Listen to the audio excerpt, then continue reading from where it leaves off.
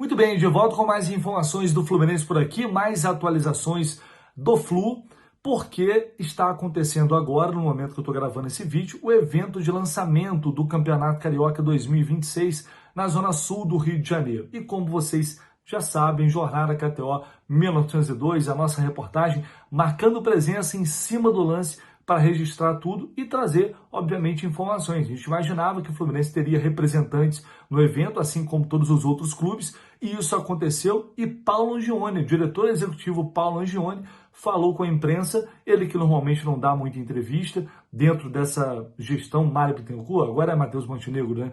Mas o Paulo sempre, quem acaba falando, dando entrevista, é a Mário Bittencourt. Hoje, até pelo fato, acredito eu, do Mário não ter ainda o cargo definido, ou pelo menos publicamente, né? Isso não foi externado por ninguém ainda, porque Matheus Montenegro está viajando, está fora do país, passou o Réveillon fora do país, está voltando por agora, está tocando as coisas à distância junto com a cúpula do futebol. Creio eu que o fato do Mário ele não ter um cargo ainda definido publicamente, talvez por isso o Paulo Angione, que é o diretor executivo e seguirá como diretor executivo do clube, tenha dado essa entrevista ali na Zona Mista, que foi criada dentro desse evento. E aí, obviamente, todas as perguntas foram em relação aos reforços, sobre tudo que está acontecendo, a todas as movimentações de mercado do Fluminense neste momento. E, cara, algumas respostas surpreenderam. E uma, principalmente, em relação a zagueiros, não foi nada positivo. Para mim, surpreendeu negativamente. Então, eu já vou direto com essa entrevista com o Paulo Angione, Rafael Siqueira, representando a reportagem lá do Jornada, registrando para a gente e trazendo informações importantes do diretor executivo do Fluminense. Vamos ver. Com relação ao Hulk, está entregue ao Mário, só ele pode falar a respeito. Mas está bem encaminhado? Só pode pelo menos só adiantar. A torcida Fluminense está eufórica, está imaginando um time forte para bater de frente com o Flamengo, enfim e tal. Está todo mundo curioso, doutor Paulo? Então, a curiosidade faz parte do futebol, né? Mas a exatidão não faz tanta parte no momento como esse.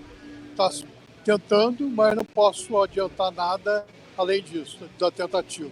Em relação ao Savarino, Paulo, eu acho que é uma negociação aparentemente um pouco menos complexa, envolve um co-irmão que está aqui próximo do Fluminense, que é o Botafogo.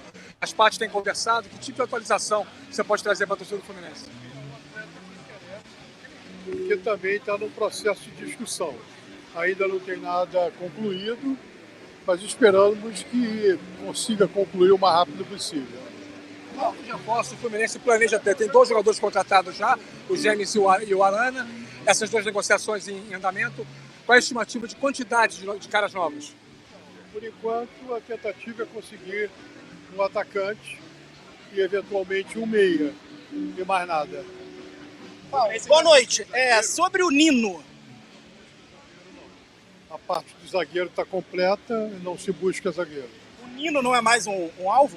O Nino é um sonho, não é uma realidade, é um sonho. E a gente entende que no momento é praticamente impossível, até porque o clube não pensa em negociá-lo. Doutor Paulo, desculpe ser chato aí, até interessa aos companheiros também.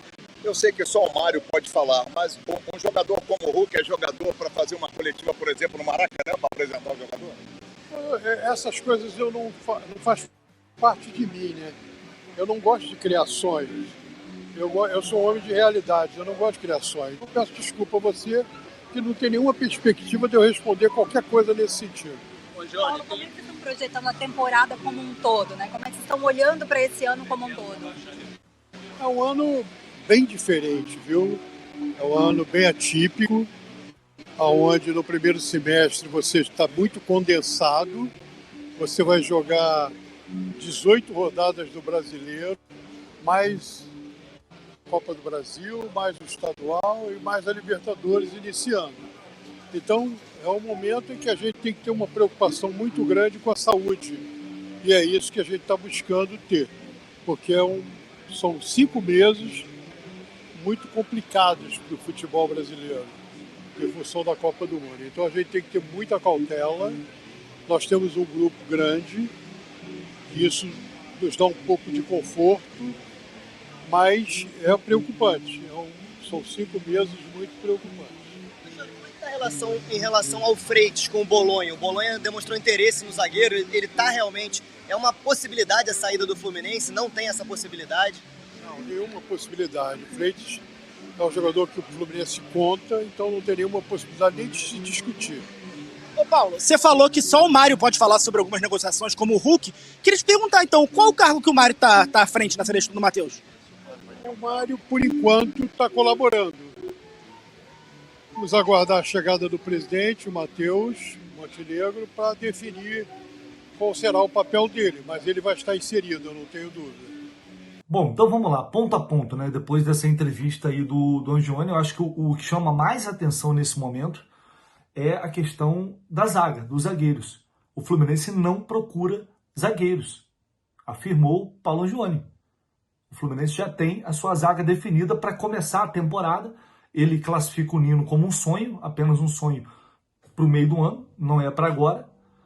E o Fluminense não está neste momento no mercado atrás de um zagueiro, de um outro zagueiro, após perder o Thiago Silva. Bom, esse é o primeiro ponto que para mim chamou mais a atenção e é bastante preocupante.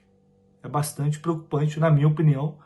É até uma temeridade. Eu não estou falando só por quantidade de zagueiros, até por quantidade também, porque se a gente levar em consideração os jogadores hoje que temos no elenco, a gente vai ter Freitas, Ignácio, James, Igor Rabelo e o Davi Schwid, que é o moleque da base. São 5 jogadores, sendo que um é da base, e acho que é pouco até mesmo em número, em quantidade. Mas o que mais me preocupa é a qualidade.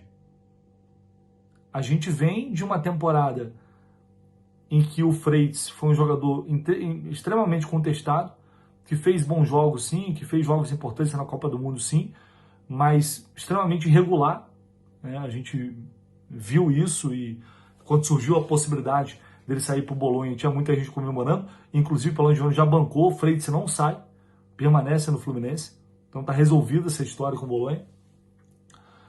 Chega agora o James, que é um jogador que demonstrou potencial, demonstrou qualidade, eu acho que tem uma boa chance de dar certo, mas vamos lá, o James nunca jogou em time grande, gente. O James nunca foi titular de time grande. Não dá para perder o Thiago Silva, um dos melhores jogadores do país, da posição, e o James ser o substituto, que talvez é injusto até com ele mesmo, né? É um peso, injusto no sentido de ser um peso para ele. É preocupante para mim, bastante preocupante. Se é que o James vai chegar já sendo titular, porque o Ignacio está aí nessa briga, mas o Fluminense tem um campeonato brasileiro começando em janeiro, e depois vai ter uma Libertadores pela frente. Não procurar zagueiro depois de perder o Thiago Silva e com a não vinda do Nino agora, é realmente, para mim, decepciona, porque eu esperava a chegada de mais um grande jogador para essa posição, e acho que precisava, para mim era uma carência, era uma das prioridades nessa janela, era a chegada de um zagueiro e de um centroavante, e a gente vai começar o ano, bom, pelo que disse o Angione, e aí, mas será que ele não está omitindo, ele não está, tentando evitar, despistar, blefar? Não é muito do Angione. Já cubro o Fluminense há anos, conheço o Angione há anos, antes mesmo de cobrir o Fluminense, não é muito a dele. Assim, ele é um cara muito verdadeiro. Quando ele não pode falar, não tem informação, ele não fala.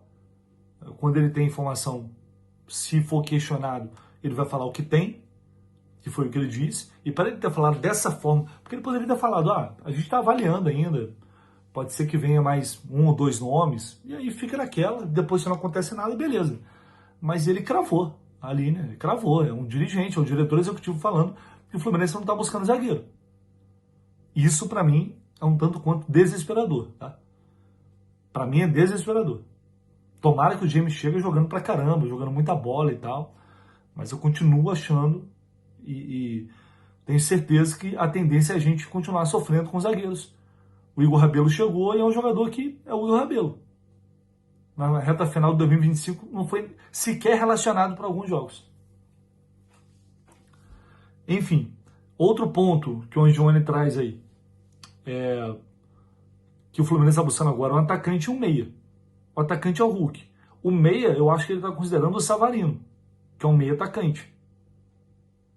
Pelo menos foi o que eu entendi.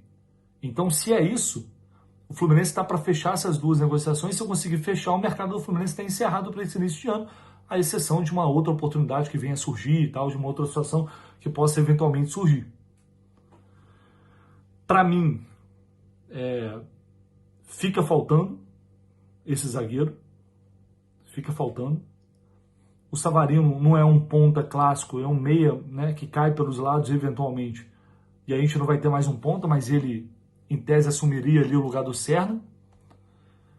E aí eu falei que eu gostaria de ter mais um volante com qualidade para brigar com os que hoje são titulares do Fluminense. Por exemplo, o Fluminense ia pagar 5 milhões no Marlon Freitas de dólares, né? E acabou não acontecendo. Mas ele chegaria. Então foi uma oportunidade? Porque se não foi uma oportunidade, por que ele ia vir e agora não vê mais ninguém? Talvez tenha sido uma oportunidade que surgiu no mercado naquele momento. E aí acho que é um jogador que agregaria, que chegaria para brigar, para ser titular. E aí você tem mais, porque para mim hoje, Martinelli e Hércules, eles destoam, eles estão acima dos jogadores que estão no banco. Tem um desnivelamento ali, que para mim, se chegasse mais um atleta com mais qualidade, seria interessante, até pensando em rodar o time nas várias competições que teremos ao longo de 2026. Eu acho que é importante ter mais um cara de meio de campo ali. A gente vai ter mais uma janela no meio do ano, mas até lá tem muita coisa para acontecer, ainda mais com o Brasileirão começando em janeiro. Basicamente foi isso, né? Ele não disse que o Hulk é uma negociação que só o Mário pode responder. O Mário estava no evento, mas, enfim, não concedeu entrevista. E outras situações também. O próprio cargo do Mário, né? Ele falou que vai aguardar o retorno do Matheus Montenegro para tratar sobre isso. É isso, cara. A gente tem agora um panorama geral do que está sendo tratado internamente no Fluminense. Se nada mudar, são as duas negociações que estão em andamento. Se forem fechadas, a tendência, pelo que o Paulo falou, é serem os últimos 2 reforços aí do time. Se não forem fechados, o Fluminense vai ter que seguir no mercado, em tese pelo menos, né? Buscando outros jogadores para substituir essas opções. Principalmente a de centroavante, se o Hulk não vier. E para mim, esqueci desse ponto, tinha que chegar um outro centroavante. Para mim era chegar 2 e Everaldo e John Kennedy tinham que sair. Mas até agora só sondagens para eles, não aconteceu nada. E acho que eles só contratariam mais um se pelo menos um deles saísse. O que também não temos nenhuma certeza até o momento, muito pelo contrário. Enfim, é isso, galera. Eu confesso que isso me deixou preocupado, que me deixou um pouco desanimado essa questão, principalmente essa questão do zagueiro. Mas temos alguns dias, temos tempo de janela pela frente. Eu já ouvi muitas vezes, dentro de uma apuração, falar, vamos trazer nessa janela 4 jogadores no máximo. E chegaram 6, 7. Isso é tudo muito mutável, né? O futebol é muito sensível. A gente vai seguir acompanhando e vamos ver no que vai dar essas duas negociações que se tornaram novela e por enquanto não foram solucionados e resolvidos, como disse o próprio Paulo Angione, tá bom? Deixe aí seu like, seu comentário, claro, fica à vontade, seu desabafo, se inscreva no canal do Leste, tamo junto e a gente volta em breve com mais informações. Valeu!